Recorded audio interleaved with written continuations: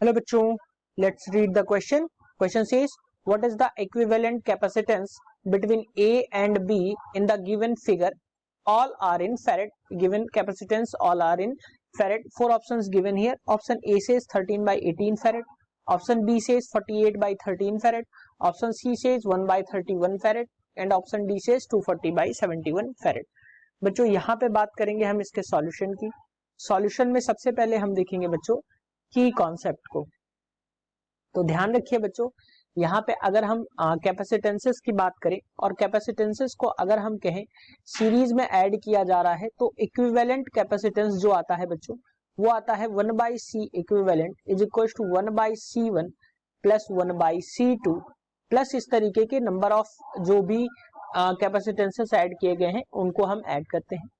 और बच्चों अगर हम पैरेलल की बात करें तो पैरेलल में जो इक्विवेलेंट कैपेसिटेंस आता है बच्चों वो आता है C1 plus C2 plus C3 dot dot up to Cn, यानी कि जो भी नंबर ऑफ टर्म्स उसमें ऐड किए गए हैं, जितने भी कैपेसिटेंसेस को ऐड किया गया है उसके अकॉर्डिंग आता है. अब अगर हम फिगर की बात करें बच्चों तो यहाँ पे 8 फैरेड और 4 फैरेड के दो कैपेसिटेंस A और B के बीच में सीरीज में ऐड है. तो इसके लिए अगर हम इक्विवेलेंट कैपेसिटेंस देखें तो हमें यहां से कुछ ये मिल जाएगा C इक्विवेलेंट इक्वल्स टू हमें इन दोनों के बीच में मिल जाएगा 1 by 8 प्लस 1 by 4, यानी कि हमें ये मिलेगा बच्चों 3 by 8 के बराबर. अगर हम इसको रेसिप्रोकल करेंगे तो C इक्विवेलेंट इनके बीच में हमें मिल जाएगा 8 by 3 फैरेड के बराबर. तो अगर हम इसको सिंप्लीफाई करें, फिगर को थोड़ा सा रिड्यूस करके बनाएं तो हमें कुछ इस तरीके से यहाँ पे मिल रहे हैं. जो भी कैपेसिटेंस आए हैं इक्विवेलेंट कैपेसिटेंस वो इस तरीके से मिल रहे हैं बच्चों.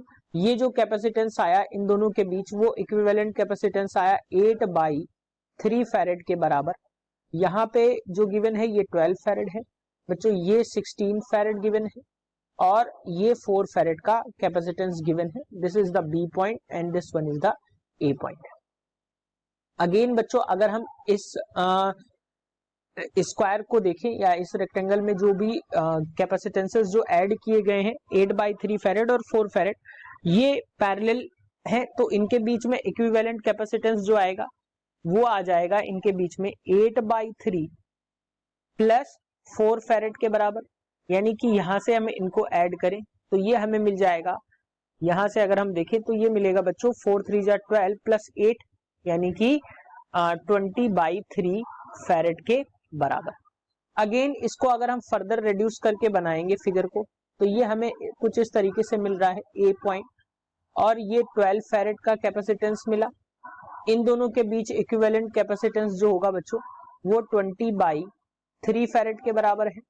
और यहाँ पे अगर हम देखें तो ये 16 फैरेड का एक कैपेसिटेंस है, ये सारे फैरेड में है. तो मैंने इस तरीके से इस फिगर को रिड्यूस करके बना दिया. अब ये तीनों कैपेसिटेंसेस जो आ रहे हैं ये तीनों कैपेसिटेंस सीरीज में है, तो इनके बीच में इक्विवेलेंट कैपेसिटेंस को हम नेक्स्ट स्लाइड में देखेंगे.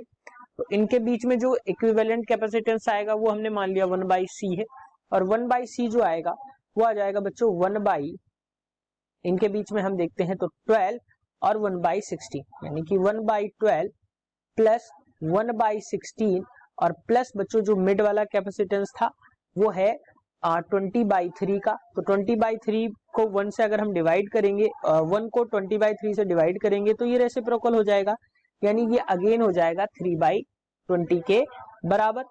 अब यहां से अगर हम इनको सॉल्व करें तो जो हमें एलसीएम मिलेगा वो मिलेगा 240.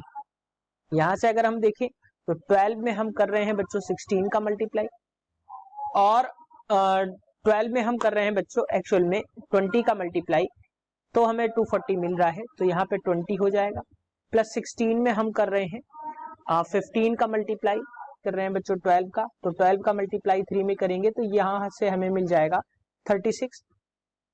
बच्चों इसको ऐड करेंगे तो 1/C की वैल्यू के लिए ये हमें मिलेगा 71. बच्चों 6 में 5 ऐड करेंगे 11 आएगा, 3 में 1 ऐड करेंगे तो 4 प्लस 2 6 और 1 कैरी था तो बच्चों 7 और ये आ जाएगा 240.